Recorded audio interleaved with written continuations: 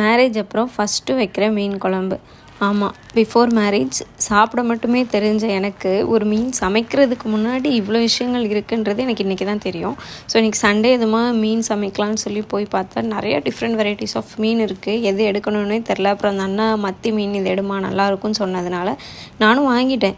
அப்புறம் எப்படி நான் க்ளீன் பண்ணணுன்னு கேட்டால் அங்கே க்ளீன் பண்ணி தருவாங்கன்னு சொன்னாங்க. அங்கே பார்த்தா ஒரு பெரிய க்யூவே நிற்கிதுங்க. நின்னா 1 hour ஆகும் போல். சரி, நமக்கு மீன் வாங்கின நமக்கு க்ளீன் பண்ண தெரியாதா, யூடியூப் பார்த்து க்ளீன் பண்ணிக்கலாம்னு சொல்லிட்டு நானும் தைரியமாக வாங்கிட்டு வந்துட்டேன்.